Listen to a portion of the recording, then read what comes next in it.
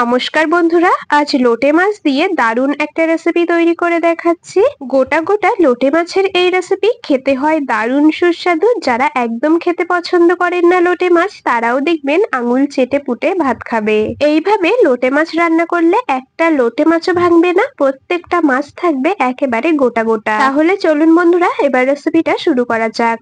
তবে আপনাদের কাছে একটা রিকোয়েস্ট, আপনারা কিন্তু ভিডিওটা স্কিপ করে দেখবেন না। স্কিপ করলে বুঝতে পারবেন না আমি কোন পদ্ধতিতে কি কি মশলার ব্যবহার করে রেসিপিটা তৈরি করলাম।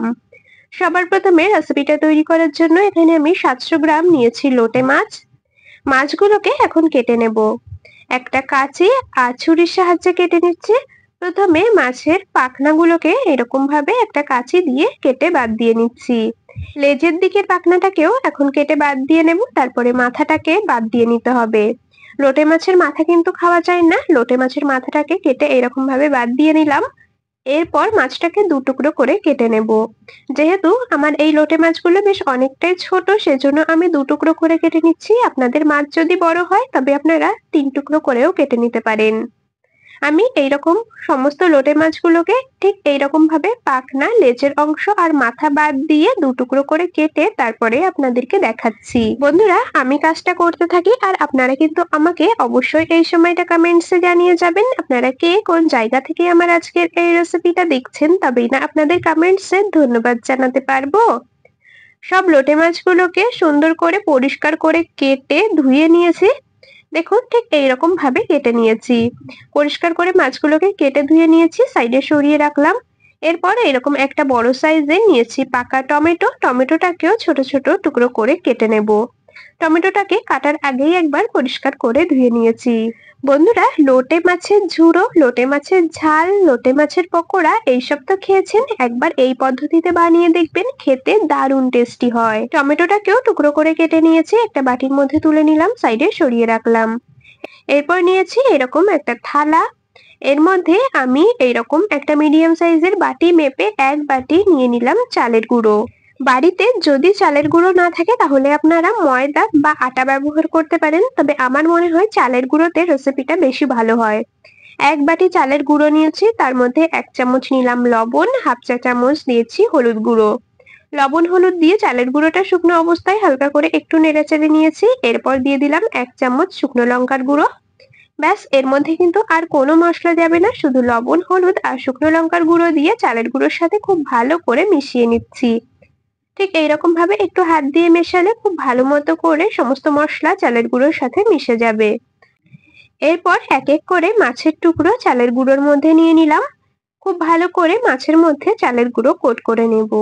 তবে খুব বেশি পরিমাণে চালের গুঁড়ো মাছের গায়ে কোট করবার প্রয়োজন নেই, একবার একটু চেপে চেপে লাগিয়ে নেবেন তাহলেই হবে। দেখুন ঠিক এইরকম ভাবে প্রত্যেকটা মাছের পিসে আমি চালের গুঁড়ো কোট করে নিয়ে তারপরে আপনাদেরকে দেখাচ্ছি। বন্ধুরা, আপনারা কারা কারা বাড়িতে ঠিক এইরকম ভাবে লোটে মাছ রান্না করেন অবশ্যই কিন্তু আমাকে কমেন্টসে জানিয়ে যাবেন। এখানে আমি সব মাছের পিসগুলোতে চালের গুঁড়ো খুব ভালো করে কোট করে নিয়েছি, সাইডে সরিয়ে রেখে দিলাম। চলে এলাম ওভেনের কাছে। ওভেনে একটা কড়াই বসিয়ে কড়াইটা খুব ভালো করে গরম করে নিয়ে তাতে বেশ খানিকটা পরিমাণে দিয়েছি সর্ষের তেল। তেল খুব ভালো করে গরম করে নিয়েছি। এখন লোটে মাছের পিসগুলোকে এক এক করে তেলের মধ্যে দিয়ে দেব। আমি এক এক ব্যাচে 8 থেকে 9টার মতো লোটে মাছের পিস ভেজে নেব। যেহেতু এক ব্যাচে সমস্ত লোটে মাছগুলোকে ভাজা যাবে না, সেই কারণে এইরকম ভাবে 4 থেকে 5টা ব্যাচে লোটে মাছগুলোকে ভেজে নেব। গ্যাসের ফ্লেমটাকে এখন মিডিয়ামে রেখেছি, খুব ভালো করে আলতো হাতে নেড়েচেড়ে ভেজে নিতে হবে। এক এক ব্যাচে মাছগুলোকে মোটামুটি 2 থেকে 3 মিনিটের মতো সময় নিয়ে ভেজে নিচ্ছি। তবে এখন কিন্তু মাছগুলোকে খুব বেশি কড়া করে ভাজবো না। তো দেখুন 2 থেকে 3 মিনিটের মতো মিডিয়াম ফ্লেমে মাছগুলোকে ভেজে নিয়েছি। এখন তুলে নিচ্ছি একটা পাত্রে। তেল ঝরিয়ে একটা পাত্রে তুলে নিলাম। আরো একটা ব্যাচ মাছ ভেজে আপনাদেরকে দেখাচ্ছি। এইরকম ভাবে বাকি সমস্ত মাছগুলোকে ভেজে নেব। আবারও 6 থেকে 7 পিসের মতো লোটে মাছ কড়াইতে দিয়েছি। গ্যাসের ফ্লেম মিডিয়ামে রেখে খুব ভালো করে কিছুক্ষণ ধরে নেড়েচেড়ে ভেজে নেব। 2 থেকে 3 মিনিটের মতো মাছগুলোকে ভেজে নিয়েছি, দেখতেই পাচ্ছেন সুন্দর করে ভাজা হয়ে গেছে। এখন তেল ঝরিয়ে তুলে রাখবো। ঠিক এইরকম ভাবে বাকি সমস্ত মাছগুলোকে ভেজে নিয়ে তারপরে আপনাদেরকে দেখাচ্ছি। দেখুন বন্ধুরা, সব মাছগুলোকে ভেজে নিয়েছি, দেখতে কতটা লোভনীয় লাগছে। আর একটা মাছও কিন্তু ভেঙে যায়নি, একদম প্রত্যেকটা মাছ গোটা গোটা রয়েছে। চাইলে আপনারা লোটে মাছ এইরকম ভাবে ভেজে ভাতের সাথে বা শুধুও কিন্তু খেতে পারবেন, ভীষণ টেস্টি লাগে। তো যাই হোক, লোটে মাছগুলোকে তো ভেজে নিয়েছি, এখন এটাকে রান্না করব। রান্না করার জন্য একটা মশলা তৈরি করে নেব। নিয়েছি একটা মিক্সির জার, তার মধ্যে 8টার মতো দিয়েছি শুকনো লঙ্কা। আপনারা যেই রকম ঝাল খাবেন সেই অনুযায়ী শুকনো লঙ্কা দিয়ে দেবেন। 12 থেকে 14 কোয়ার মতো দিয়েছি রসুন, দিয়েছি 2 ইঞ্চি আদা ছোট ছোট টুকরো করে, কিছুটা পরিমাণে জল দিয়েছি। এরপর একেবারে মিহি একটা পেস্ট বানিয়ে নিয়েছি। দেখুন একদম মিহি করে মশলাটা বেটে নিয়েছি। এখন এটাকে একটা বাটির মধ্যে নামিয়ে নেব। আপনারা চাইলে মশলাটা কিন্তু শিলেও বেটে নিতে পারেন।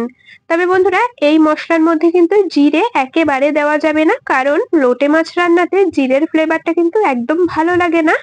জিরে ছাড়া শুধুমাত্র আদা রসুন আর লঙ্কা খুব ভালো করে বেটে নেবেন।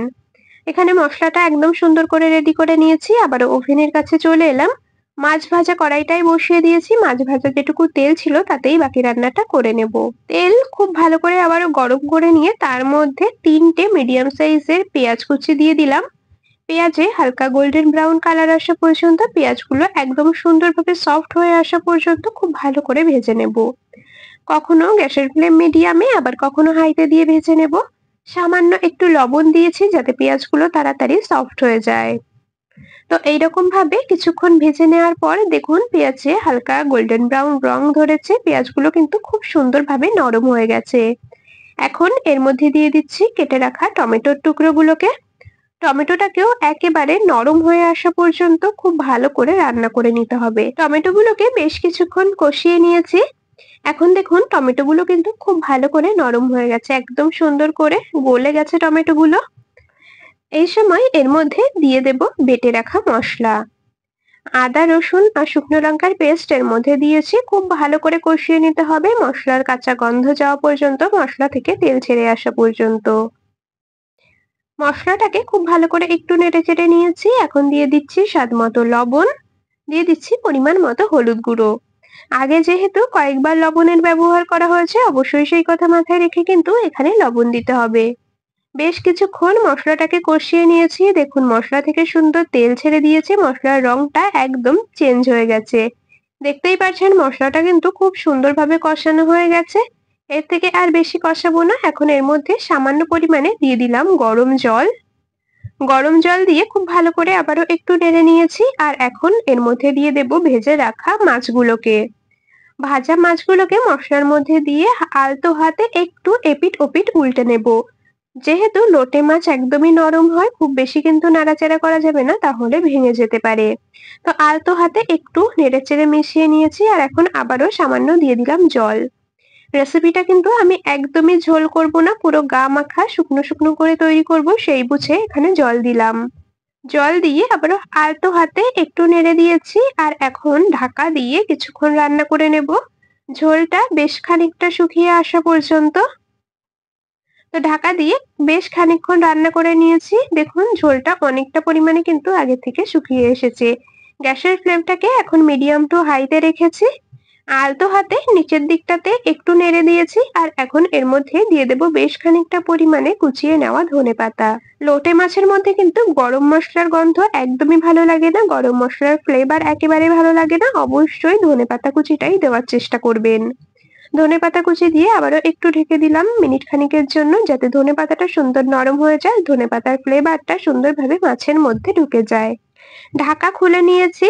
ঝোল একদম শুকিয়ে গিয়ে দেখুন তেল ছেড়ে দিয়েছি। ঠিক এইরকম পর্যায়ে আসা পর্যন্ত কিন্তু রান্না করে নিতে হবে, যাতে ঝোল একেবারেই না থাকে, কারণ লোটে মাছের ঝোল খুব একটা বেশি খেতে আমার মনে হয় ভালো লাগে না।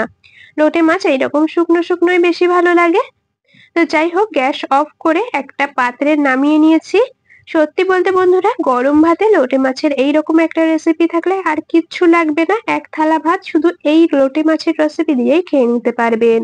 রেসিপিটা আপনাদের কেমন লাগলো অবশ্যই কমেন্টসে জানিয়ে যাবেন। যদি ভালো লেগে থাকে তবে ভিডিওটিতে একটি লাইক আর বন্ধুদের মধ্যে অনেক অনেক শেয়ার করে দেওয়ার অনুরোধ রইল। তাহলে আজ এখানেই শেষ করছি, আবার দেখা হবে পরবর্তী কোনো রেসিপির সাথে। ততক্ষণ সকলে ভালো থাকবেন, সুস্থ থাকবেন।